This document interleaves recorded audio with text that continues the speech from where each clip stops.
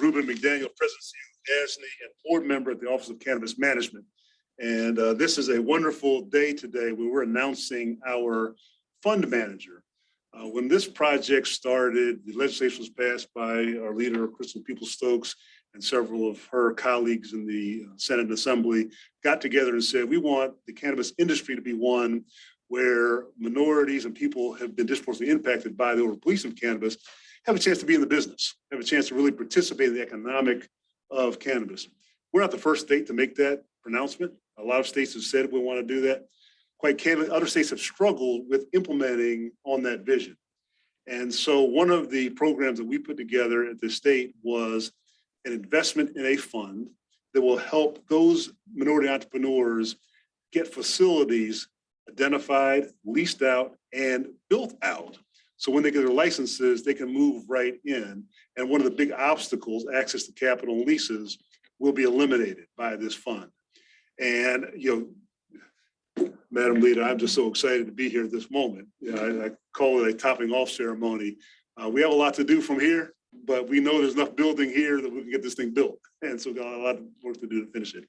So I'm pleased to announce today that joint venture with Chris Weber and Lavetta Willis and the Siebert Williams Shank investment team have come together, and they will be our fund manager for the $200 million investment fund.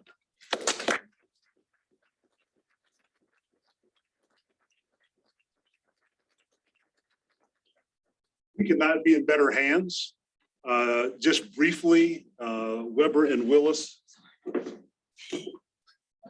I'm so sorry to interrupt. No, that's not at all. Weber and Willis have been in the business of helping minority firms generally, and specifically in the area of cannabis for several years now. And I had a chance to meet with Chris in person and Lavetta via Teams, talking about not only their vision for their fund, but also their vision for helping entrepreneurs who may have some challenges in whether it's accounting or distribution or understanding true retail, how we do this. They really have developed programs to be helpful. And I just glad to have you on the team.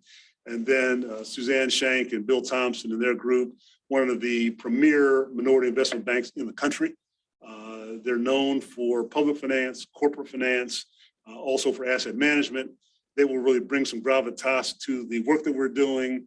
And between the two of them, we have all bases covered, as it will say. But as importantly, we know that the folks who apply for licenses for this program have by definition been impacted by the war on drugs. And we want to make sure that not only the capital they need, but also the caring support that they need to be successful. And so in addition to all the great work we do finance-wise and structure-wise, we also have a group that can be compassionate to our entrepreneurs to make sure that they have every chance to be successful. And so we're really glad to be here today. So we'll hear from a few people today. I'm going to let Weber, Thompson, and Shank give us a little bit of background on their firms and their vision for this. We'll have Madam Leader Stokes and our chair of the board, Tremaine Wright, talk about the cannabis management vision for cannabis in New York. And then we have Bill Underwood, who is a dear friend of mine, a new friend, but dear friend. I think we were brothers by another mother. Bill's one of those justice-involved people. He was overcharged with a felony back when he was a young man. Spent a long time, to tell the story, spent a long time incarcerated. But he has now recognized that this cannabis industry is a place where he can help mentor people who, like him, have fallen on difficult times, but have recovered and come back out and been successful citizens. And so, Bill, so glad to have you here as well. He's part of the sentencing project. He does a lot of work on really sentencing laws and over sentencing. So I'm glad to have you here as well. So with that, no further ado, Mr. Weber, come on up here. It's great to see you. Glad to have you here. Glad to have a fellow tall.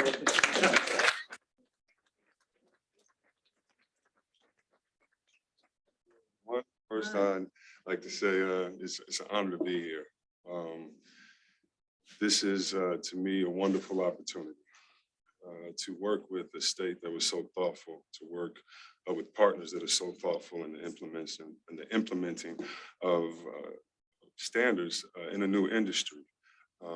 We have worked with social equity applicants and applicants all around the country, and we've been able to see kind of some of the pitfalls, some of the barriers. And in speaking with everyone here, it's been amazing that a lot of it has been addressed just through your thoughtfulness, your empathy, and your sympathy. Lavetta Willis and myself, we've been business partners for many years. I won't say she's only 22 years old. So, but this again, and speaking to everyone here and meeting our partners all over CVRE and others, the energy is just so wonderful because we know we have an opportunity to do something great. This is a wonderful fund, but in the back of our mind, we're calling this a success fund because that's the only option.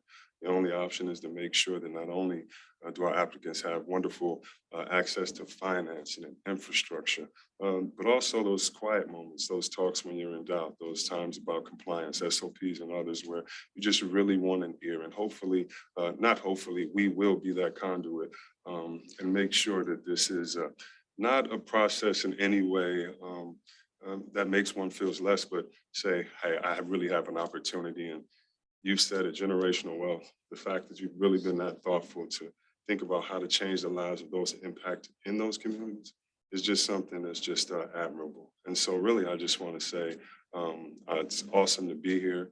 Thank you for the opportunity. And with my partner, Lavetta Willis, looking forward to this. And we couldn't have any better partners, Bill and Suzanne. So I'm so excited, and thank you very much. Thank you.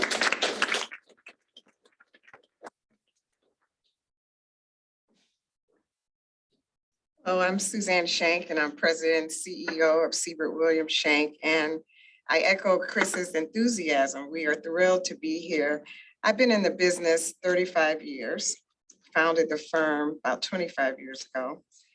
And while we have had great success, top ranked in many areas, doing well while doing good is really our mission. We have helped corporations and municipalities raise trillions of dollars in the capital markets, but what really gets us excited is an opportunity to help others because, we've been fighting to get to the table for so many years. And now that we're there, it's our mission to help others get to the table. I think one thing that makes us uniquely qualified is we do have asset management experience in raising capital. And we raised a fund a couple of years ago to deploy capital with minority-owned businesses across the country, and that's going very well. So this for us is another phase of our efforts to, help really level the playing field in an industry, which we think is going to do extremely well. We're seeing it do well all across the country, but people that look like me are not often at the table to benefit. And so thank you so much for your leadership. You've put together, I think, a well thought out plan, and we're just looking forward to executing. Yeah.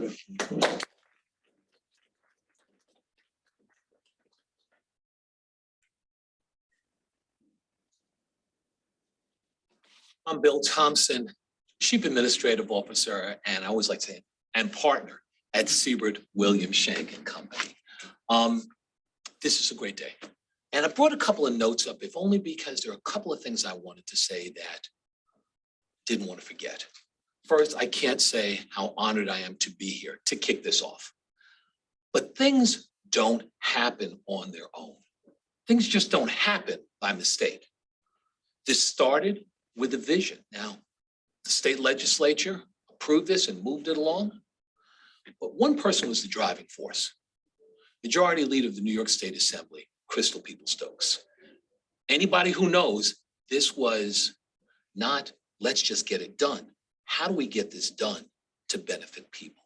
And to benefit people who've been shut out, benefit people who haven't had an opportunity, benefit people who'd get left behind. And in other states across this country, they are getting left behind. They're getting left out. You have a governor who's committed to opportunity and equity. That's important. And then you got to have somebody who's got the experience, the foresight, the courage and the daring to do something different, to be able to look around the country, to be able to see how things failed, to come back and say, how can we do this and do it right? And that's Ruben, the head of DASNY. It's a great combination in crafting a vision in how this works. So I am honored to be here. Now, I will say, it's rare that I'm part of a team where I'm always the shortest guy in the room almost, between Chris and Lavetta. But all of us, between Suzanne and those of us at Seabird, Chris and Lavetta, we bring an understanding to the table. We bring as a matter of fact, and we all like each other too. But we bring an understanding and a common goal of making this work for other people. And making this work for people who are Black and brown. Because normally they get left out of this. So I have to tell you how excited I am to be here today, how pleased I am to be a part of this, to be able to fit into the vision that's been crafted by others. And look to do our share to make this not just a success in New York. We want the rest of the country to take notice and the rest of the country to understand they did this in New York. Why aren't we doing this in our states and our cities? So thank you.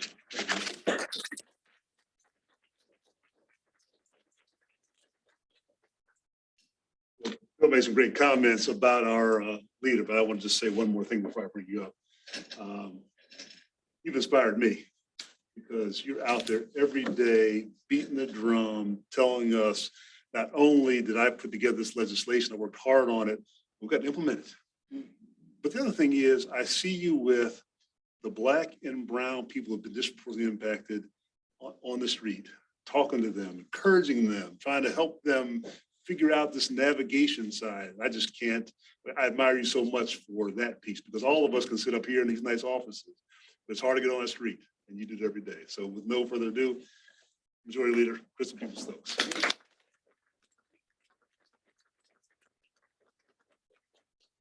Thank you and good morning.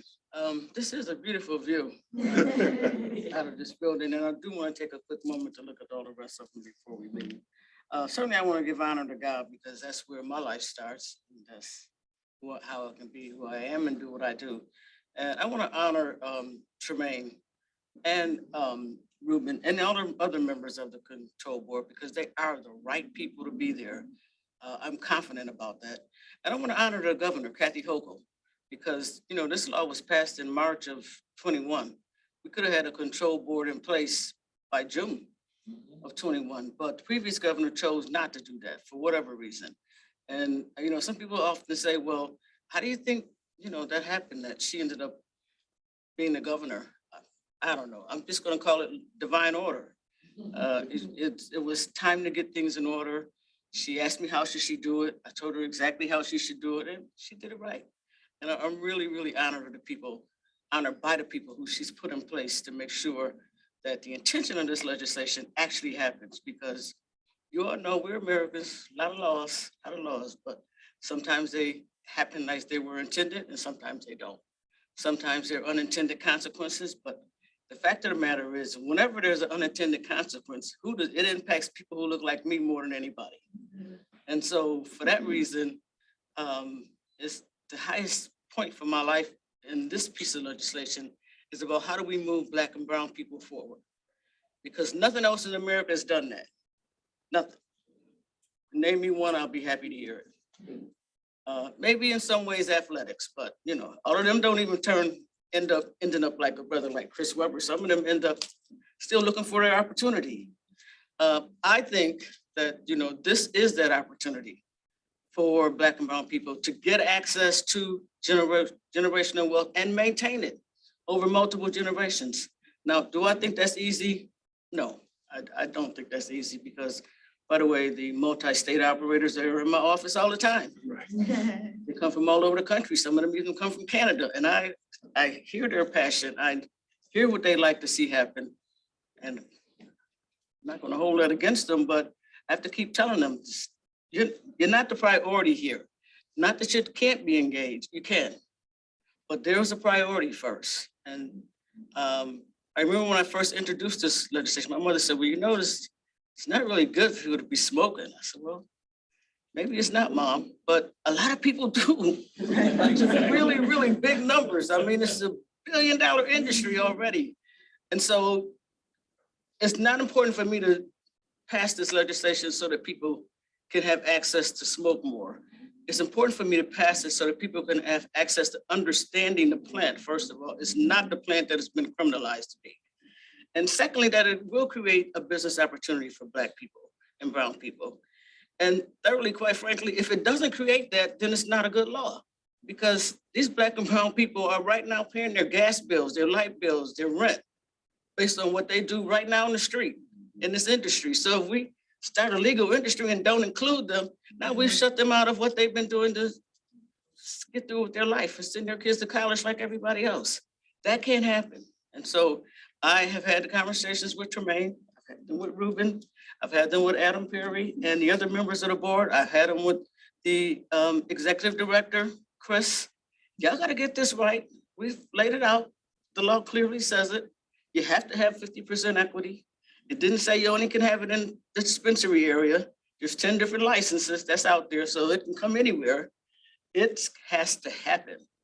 And so those people that Ruben talked about that I meet with on the street, they look at me in disbelief. Like, why would a government person pass a law like this and then come talk to me about it? I'm like, yo, I did it for you. I don't even know you, but I did it for you because I know what your possibilities are. And I know what the possibilities for you and your future family are around this particular piece of legislation. So I'm excited about it. And I'm excited about this team that's been put together for this fund management. Like, this is like the first step in demonstrating we're gonna get equity right in New York. This is a demonstration that we're gonna get this right. And so I'm really just honored to be here with you and so pleased to meet you, and I can't wait really to see the results of the work that you put together.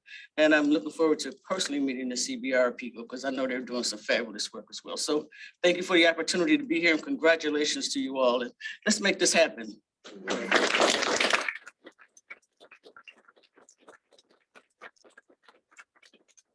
I want to bring up my board leader, Tremaine Wright. She's the chair of the Office of Cannabis Management Board. She shares our passion and vision for how we're going to implement this program, but she also has let me do the work. And I appreciate that because a lot of times too many cooks in the kitchen can make it difficult. But she has set out a vision for our board. Our staff is working very hard to implement that vision. We've got a lot of people working on regulations in other parts of this industry. But also Tremaine does a lot of groundwork too. She gets out and talks to advocates and legacy people and business people and understanding the industry. She talks with other regulators, asking them in quiet moments, what went wrong? What should we be doing better? What should we be doing different? And I've just been impressed with how much work you've done on this issue, and just glad to be your partner and look forward to working with you. Tremaine?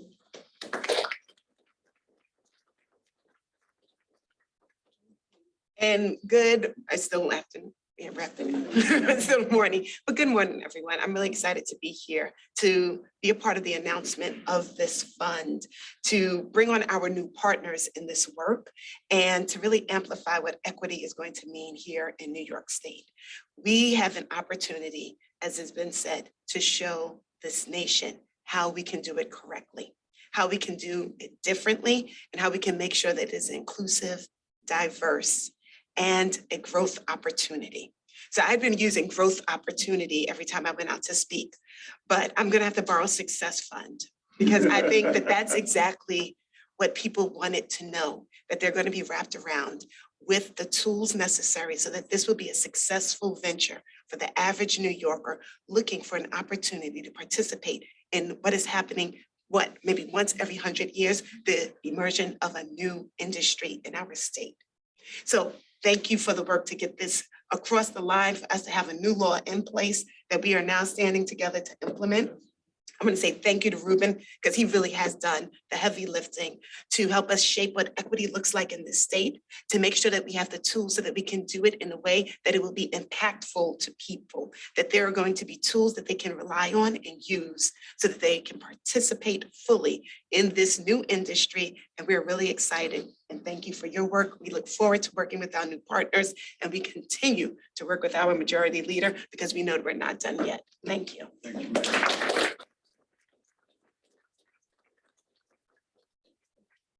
Final speaker today is very important to me. When I was on the Atlanta School Board, one of the things I encouraged my colleagues to do was to get in the neighborhood and really talk to parents and kids, and not just the nice, fluffy suburban neighborhoods, get in where people are really struggling, where they have a difficult time getting to their kids to school.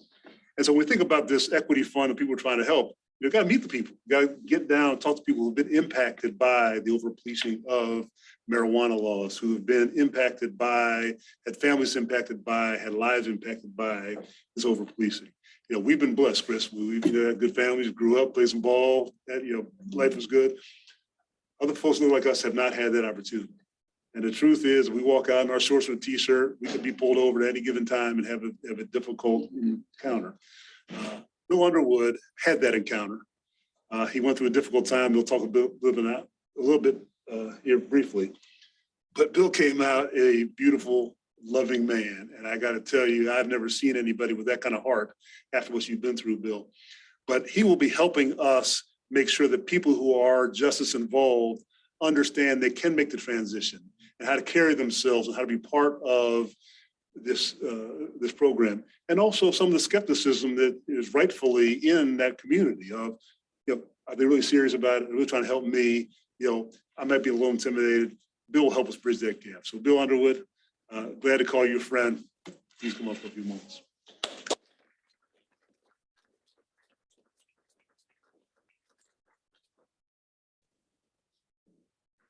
Thank you. This is a moment in time for me. I'm not as gifted already as everybody else, so that's okay. Good morning, ladies and gentlemen. My name is Bill Underwood. I'm a criminal justice reform policy advisor and consultant, born and raised in Harlem, New York. 35 years ago, I was sentenced to life in prison without the possibility of parole for my participation in a drug conspiracy. In January 2021, I received a compassionate release from prison after serving 33 years. For my exemplary prison record while incarcerated, that includes my unrelenting devotion to my children and family, 0 infractions while incarcerated, and for my mentorship, most importantly, my mentorship of young men entering the harsh prison environment. Last month, I was invited to testify before Congress for the second time in 11 months to advocate for sentencing reform and second chances for economically disadvantaged, marginalized communities. I've authored op-eds in the New York Times, the Washington Post, the Daily News, and USA Today.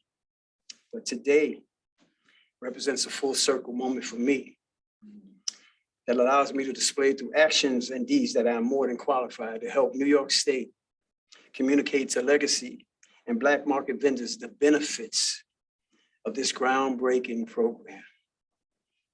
To be a pillar of Harlem on the right side of justice, okay? I can, the history, implementing sustainable social equity programming designed to bring legacy and Black market vendors out of the darkness into the light. Wow. To say that I'm proud, honored, and grateful would be an understatement. I would like to thank Governor Hochul, McDaniels III, Honorable Majority Leader, and it's right, Chris. Of course, we all know, everybody loves Chris. I mean, that's reality. And everybody else in this room. I'm open to learn so much from you guys, but I know that your vision of inclusion and support for people of color, especially those with cannabis offenses. Minorities are being boxed out of the cannabis industry due to the lack of funding, training, and opportunities. This program is the template for sustainable social equity and generational inclusion. This program for minorities and New York State legacy operators will show the world when we come together, and put our minds to it. And the work ethic has always been in our soul and our genes anyway. So, that's the easy part for us. That's the easy lift. It's always been about the financing and the implementation of other things to help us get there.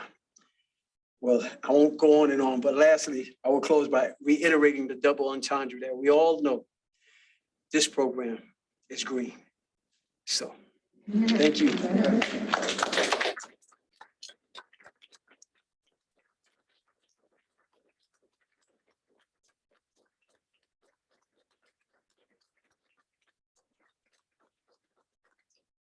Thank you, Bill. You know, sometimes, people make things easy and your inspiration makes doing all the hard work easy. And so I appreciate you being here, but more than that, I appreciate all you've done for people who are not as fortunate as you, who've come out and had hard times. I just think it's very, very important. As we close, I want to thank Governor Hochul for her leadership in this. We have at the state of New York have had a long-standing MWBE program, been very successful. We're now moving into the wealth building programs, looking for these communities of color who've been underserved in the wealth building capacity and be able to take that and embrace it. The cannabis industry, as Madam Leader said, yes, there is the plant of smoking cannabis, but this is about business. This is a big business opportunity for the state of New York, $4 to $6 billion, 30 to 50,000 jobs, new wealth, new creation. There are a lot of things like retail dispensaries and cultivation, but there's also packaging and accounting and support system. There are all kinds of opportunities in this industry that will be growing here in New York. And so we're so glad to be part of that. But as we stand here on this topping off ceremony, hiring our fund manager, I can see that I was literally talking to Axel Burnaby, who's one of our staff members, in my basement during the pandemic. That's great. How do we get this done, man? How do we get this done? I think we should do a fund. Oh, I don't know, Ruben. I don't know. Oh, we can do it. Here we are. Here we are putting together a really opportunity for us to make a change in people's lives, but also have the industry that you vision. That is having social entrepreneurs who've been so impacted be part of this. So Chris, Suzanne, and Bill, great to see you. Great to have you as partners. I know you've worked a lot on the response to the RFP. Real work starts now as we get to work. Madam Leader, thanks for your time today. Thanks for coming by. Tremaine, always great to work with you on all the issues via cannabis. And Bill, again, thank you for your attention. Thanks everyone for being here. We appreciate you being here today. Look forward to being a kickoff. We'll have other announcements. Got my CBRA team working on some ribbon cuttings that we'll hopefully have sometime August, September on some facilities, working on some great locations. This is a fantastic program for the state of New York and a great program for Black and brown folks who've been impacted by the overpolicing of cannabis. We're glad to be part of it. Thanks for being here today. We appreciate everybody. Thanks.